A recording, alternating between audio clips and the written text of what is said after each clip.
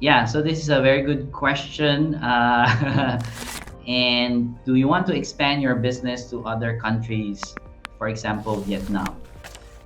Yes, definitely. The answer to that is definitely. And in fact, for the past, I think, 2 months, I have been building up in exploring and expanding overseas. So right now, I am reaching out to the Philippines, and I have ideas as well on how we can also go into Vietnam. I just need to really clarify that idea and execute, and like reach out, then it will happen.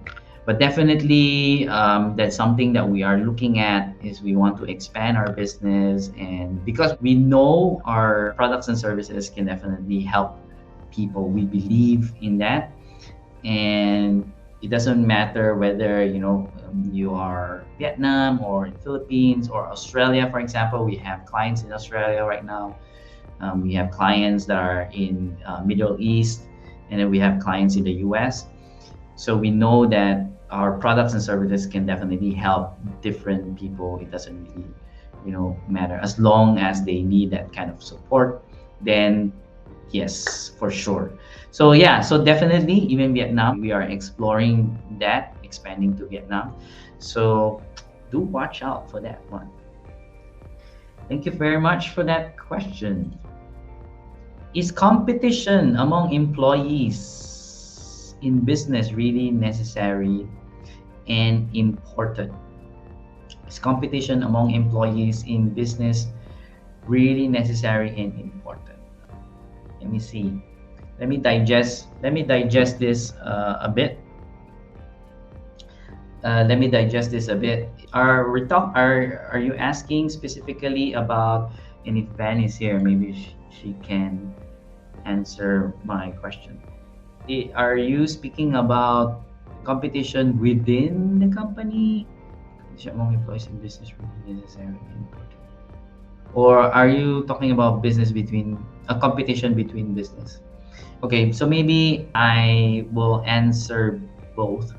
Okay, so competition among employees in business, I think it depends on the context of the competition. So there are competition that is healthy, like you create the boundaries of the competition, wherein everyone, the intention is that everyone will develop and be better after the competition. That is fantastic, and it's really necessary and important, right? But the boundaries need to be very, very clear. And I remember when I was still working for an MNC, they would have yearly competition on how to improve their specific processes in the company. Meaning, how can they become more efficient? How can they become more effective? And then each department will submit their reports and their results, and then there will be a judge at the end of the year and will choose the best outcome, the best results, and then that one will be the winner. So in that sense, then it's very, very healthy, and it's definitely important and necessary for a company in order to continuously innovate and grow, right? But if we are talking about competition among employees that is like more, how to say, really kind of like confrontational. So let's say, for example, some people in sales, for example, they really fight and get more market share, which there's a possibility that it won't be beneficial, won't be helpful. Then in that sense, it might not be necessary and important, right? So the key here is to develop a very clear structure and boundaries when you are having employees or departments compete with each other, right?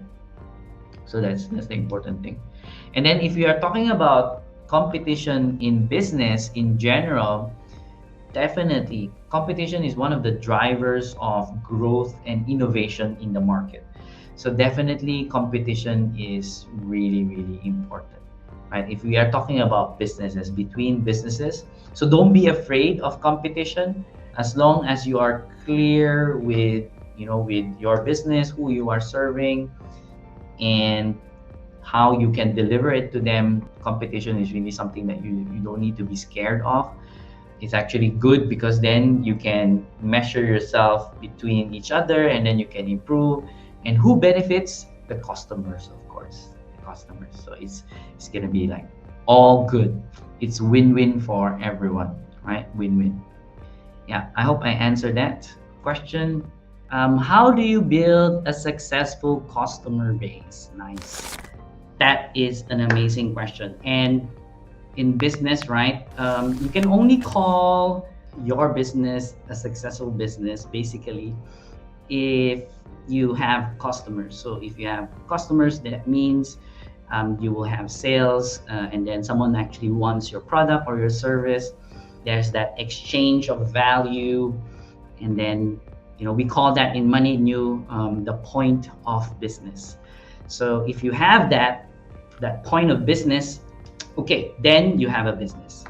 As long as you don't have clients buying your product or service, then you don't have any business. It's just an idea. All right. So that's why customers are super important. All right. So now to answer Michelle's question, how do you build a successful customer base? Each business is different, right? So there's a traditional business, let's say, for example, the restaurants, or maybe even a spa, for example. Or we can talk about a cafe, right? So if you have a traditional business wherein you have a physical location, then the first thing that you need to really understand before you even start the business is that where am I placing this? Because in this kind of business, what's important is location, number one.